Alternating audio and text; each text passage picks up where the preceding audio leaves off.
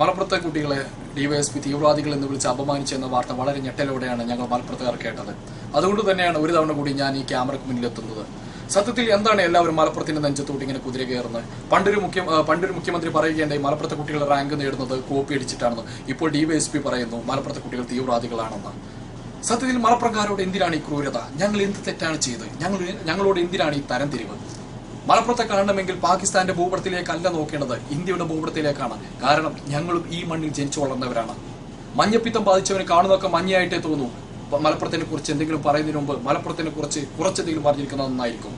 പൂന്താനവും തുഞ്ചത്തെഴുത്തച്ഛനും മോയിൻകുട്ടി വൈദ്യനും പിറന്നു വീണ മണ്ണാണ് മലപ്പുറത്തിൻ്റെത്. തീരദേശാഭിമാനികളായ വാരികുന്നത്ത് കുഞ്ഞഹമ്മദ് ഹാജിയും മമ്പുറം തങ്ങളും ചെമ്പ്രശ്ശേരി തങ്ങളും വളർന്ന മണ്ണാണ് മലപ്പുറത്തിൻ്റെത്.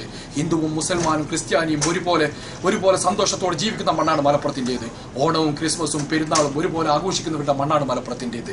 പിറന്നു വീണ മണ്ണിൽ വൈദേശിക ശക്തികളുടെ ആധിപത്യമില്ലാതെ ഒരു ദിനമെങ്കിലും മന്തിയുറങ്ങുന്നതിന് വേണ്ടി വൈദേശിക ശക്തികളോട് സന്ധിയില്ലാ സമരം നടത്തി വെള്ളപ്പട്ടാളക്കാരന്റെ നിറതോക്കിന് മുന്നിലേക്ക് ഊരിപ്പിടിച്ച വാളുമായി പടപുരിതാനിറങ്ങി ഒടുവിൽ ഭാരതാംബക്കുമേൽ നിണത്തുള്ളികൾ കൊണ്ട് രക്തഹാരം ചാർത്തി ഒരു പിടി മണ്ണ് നെഞ്ചോട് ചേർത്ത് ധീര രക്തസാക്ഷിത്വം വഹിച്ച ആയിരക്കണക്കിന് രക്തസാക്ഷികൾ അന്തി ഉറങ്ങുന്നവരുടെ മണ്ണാണ് മലപ്പുറം.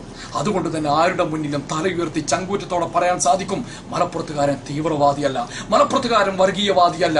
ഇനി 1000 തവണ നീ നിന്റെ വിഷം തുപ്പുന്ന നാവുകൊണ്ട് ഞങ്ങൾ വർഗീയവാദി എന്ന് വിളിച്ചാലും തീവ്രവാദി എന്ന് വിളിച്ചാലും ഞങ്ങളെ തളർത്താൻ കഴിയില്ല. തീയിൽ കുരുത്തവരാണ് മലപ്പുറത്തിന്റെ മക്കൾ. വെയിലത്ത് വാടുമെന്ന് തെറ്റിദ്ധരിക്കരുത്. പൊങ്ങാത്ത നാവും ഉയരാത്ത കൈകളും അടിമത്തത്തിന്റെ ലക്ഷണമാണ്. മലപ്പുറത്തിന്റെ മക്കൾ തീവ്രവാദികളാണോ അതോ പച്ചയായ മനുഷ്യരാണോ എന്ന് കാലം തെളിയിക്കട്ടെ. വേദനിക്കുന്ന ആയിരക്കണക്കിന് മലപ്പുറത്തുകാർക്ക് വേണ്ടി ഷാഹുൽ മലയിൽ സൈനിങ് ഔട്ട്.